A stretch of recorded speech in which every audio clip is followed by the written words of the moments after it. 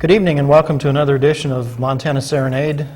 This week we have the better half of the Big Crane Drum, as well as Tony Brown and some of the dancers from the People's Center that you just had a chance to see some of the things that they're being taught there with the hoop dancing class. Welcome, Tony. Oh, thank you for being here. And you've been involved in hoop dancing for a little while, haven't you? Yeah, I've been hoop dancing myself since I was 6 years old, so that's 25 years. What generally the class is teaching the basics of hoop dancing, or? Yeah, we're teaching the basics of hoop dancing, teaching respect of Mother Earth at the same time of a culture. We're doing a lot of learning of ways of the circle, colors that represent different colors for different tribes. Mm-hmm. How did this class get started? There was a grant through the People's Center of the Montana Art Culture from Helena, and Gary Stevens is the director of the program and has approached me and asked if I would do a hoop dance class for him, so we agreed. What attracted you to hoop dancing?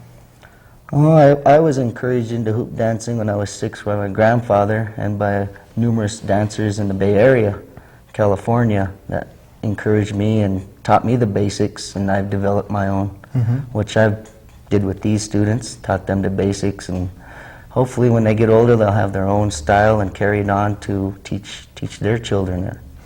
Is hoop dancing a tribal specific dance? Well, it was a dance performed by a lot of dream people that did dreams. The Kiowa tribe in Oklahoma did the hoop dancing a lot of Southwest tribes, and it was passed on to the Northwest and eventually all over North America. What's what's the most difficult part of hoop dancing? The most difficult part of hoop dancing would probably be to concentrate on your patterns at the same time, the drum beat, keeping in time, not dropping your hoops. Now, we won't get to see you dance today, but... yeah, I'm sorry. Maybe I can send you a clipping. All right. Anyone who has been around the reservation for a while has probably seen Tony dance at various celebrations, and at the People's Center a number of times, I guess. And I did a lot of dancing at opening of the People's Center, different places throughout the United States, Canada. So if any of you haven't seen Tony dance before, I'd certainly encourage you to try to watch and catch a performance. It's really an amazing art. As far as the history of hoop dancing, what are some of the stories that you've been told? A lot of the stories that I've been told in hoop dancing have been the patterns that we make that are designed to represent animals. You'll see animals, birds, horses. You'll see chains that represent the life cycle. You'll see the world made. The hoops represent the circle of life already, and they're just like a vision. They see visions through them. The hoops are pretty sacred. What are the hoops made from? The hoops that we got are made of modern materials, plastic tubing with tape on them. A long time ago, they used to use willow hoops. Were those wrapped with buckskin? Or? Yeah, wrapped with buckskin, put together, dried. Are there hoop dance contests? Yes, there is. There's hoop dance contests. Back in the 70s, and there used to be quite a few. They kind of died out. It's like just like a lot of other dances, they kind of died out, and then they're rejuvenating themselves, coming back, and yeah, there's been quite a few hoop dance contests in the past few years. If a person were to go to some of the powwows around Montana or the Northwest this summer, where would you be most apt to see hoop dancing? They have a lot of hoop dancing going on in Warm Springs, Oregon, White Swan, Washington, Arizona. They have the big hoop dance competition at the Skimitzen World Championships in Mashantucket, Connecticut. That's one a lot of them go to, or to see all of the hoop dancers. Have you had different teachers over the years, or did once you got started, did you just kind of develop from there? Yeah, once I got started showing how to pick up the hoops and basic designs, I kind of watched other hoop dancers and developed my own patterns, my own style. Let's see a little more hoop dancing here with some of the kids, and we'll talk to each one individually, and we'll be right back with that. All right. And what's your name? Todd Bean. Todd, how long have you been hoop dancing? About a month and a half. Do you enjoy it? Yes. Okay. Big Crane, take it away.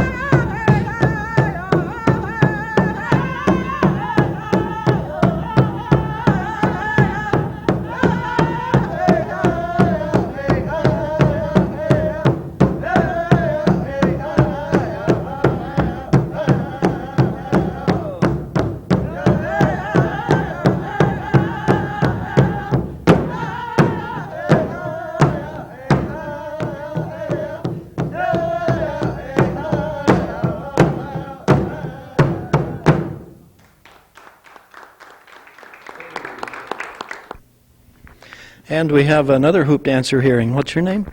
Jade Brown. Jay, how long have you been dancing now? Half a month. And what's the most difficult part for you? For throwing the hoop and making it come back to you. Okay. Go ahead. Thank you.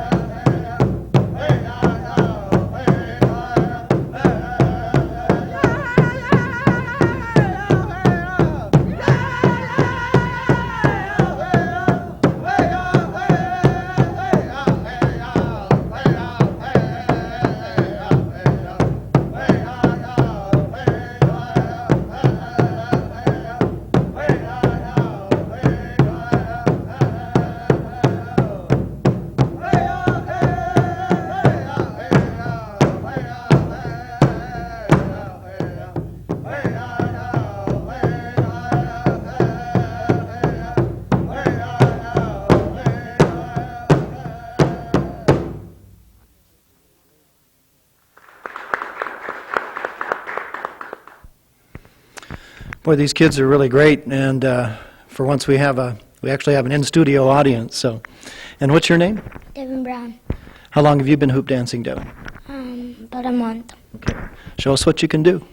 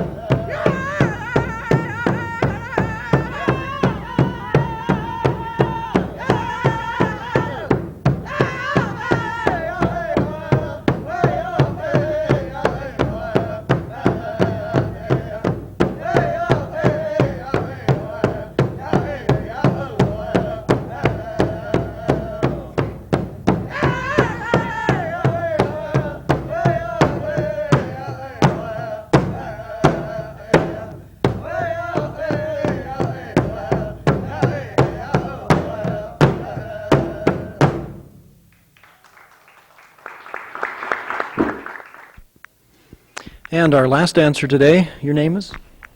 Joe Little Mustache. Joe, how long have you been dancing? Half a month. Okay, show us what you got. Yeah!